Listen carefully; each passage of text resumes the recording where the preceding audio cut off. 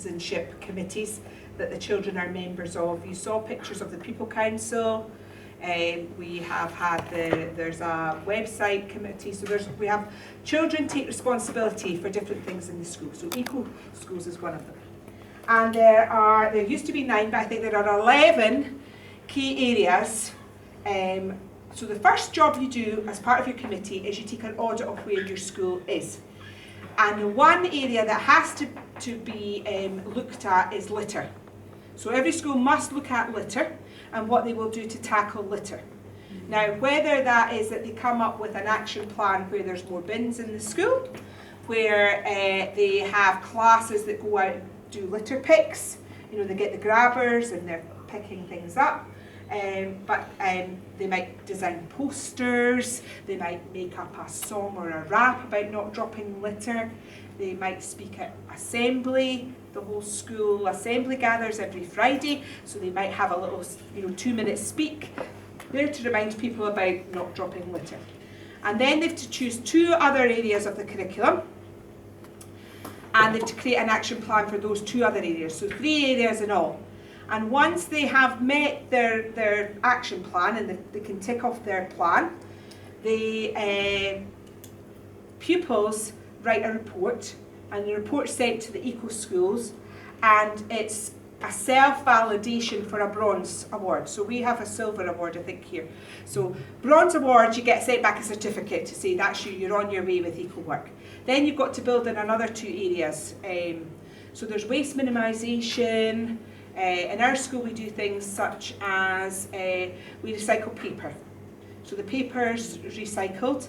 I've just finished shredding all my paper for the year, and then it gets recycled and reused. We have composters, so that the tea bags and the leftovers from the school lunches go in and they're composted, and the compost is then used in the school garden.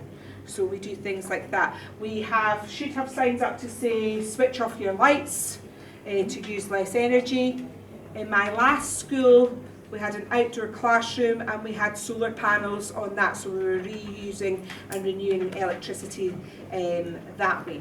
So it depends where your school's based about as well. I can think of a school at Portobello, which is beside the beach in Edinburgh, and they do a lot of, they go and they pick up the litter and they clean the bits on the beach, so they do a beach clean-up, whereas we would do one in the local area. We help annually with the canal, so we look at the waterways, because water minimisation might be a way that we'd be looking at. So you would use a water butt, where we connect it to the drains, and the natural rainwater we collect in big containers called butts, and then the children can use that when they are watering in the garden. So we use that over in the nursery. We have a wormery, so that worms are put into with the compost. The worms then eat the compost, they put it all out, and you get a lovely rich compost. There's a competition every year in Edinburgh where you can send in your compost. One year my last school won Compost of the Year, and we got a certificate for that. I'm so proud of our worms. They've done such a lot. So there are small things we can do to make a big difference. We take part in the World Earth Hour in March every year, where all the iconic buildings across the world, they turn off their lights for an hour. So one year we had a fashion show, and everybody had to come in their brightest, lightest, Dago colours, pinks, oranges, brightest outfits you could possibly have. And in the hall we had a catwalk, so we put staging up the middle. Each class chose a different song in the charts, all their popular music, and they got up and they strutted their stuff and they did that. And then they went back to class, put all the lights, computers, anything electrical off for a whole hour. And that was their contribution to World Earth Hour. So we're raising awareness through activities like that. And what we have to ensure with our eco work is that there's sustainability for the big global sustainability fact, but that also the activities that we have, like our garden, are sustainable, that they will work long term, and it's not just something we do for a year and then we go off and we do something else. So it becomes embedded in our practice, and that's the big part, I think. So it just becomes, that's part of us in our school.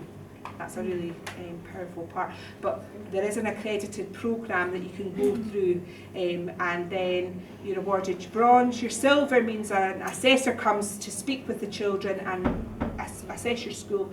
And then if you get your gold award, you get, it's called your green flag. So you're given a green eco flag, and schools can go up to, I think it's 4 or 5 green flags you can be given. But you have to maintain that. You're not given it and that's it there for life. They come back and re-inspect you every 2 years. So it has to be embedded in everything that you do.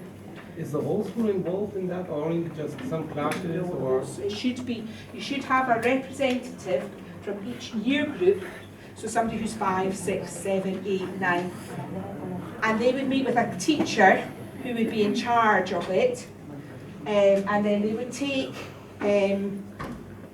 that message back to the pupils in their year group. So they come along and you give them a folder, and you give them a wee jotter, and you give them a pencil, an eco pencil, one that used to be a car tyre, or, you know, I used to be a CD player, or, you know, or a CD cassette or whatever. So you give them an eco pencil, recycled paper, and, you know, something that's biodegradable, and they come along and they come up with what they want to see in their school, and they come up with their action plan. Then they take the plan back, share it with the class teacher, share it with the pupils in their class, and then we would all work together. So it's a collective responsibility. But you couldn't meet with 320 pupils, so one pupil for each of the classes or each of the year groups would come to that meeting. And is it so that the teachers all agree with these projects, or you know, imagine there are teachers who doesn't want to participate, or There's the door. That's where your pupil power, that pester pupil power comes in. Teachers that wouldn't agree with it. There are some teachers that would be more sceptical and perhaps not buy into it as much, but Mr. Gibson would never be one of those. Mr. Gibson was cooking, what were you cooking in the last week of term? Fish? Yes. Yes? Also, stuff like that. Yes? And you're recycling everything, aren't you, Mr. Gibson? Definitely.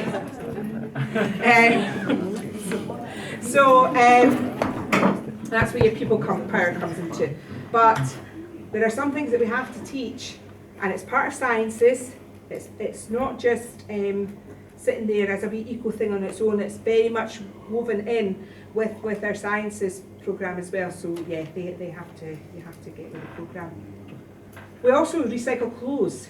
We like a rag bag thing. The nursery take charge of that, and it's really good because the company comes to collect all the recycled clothes, and they're paid money for that.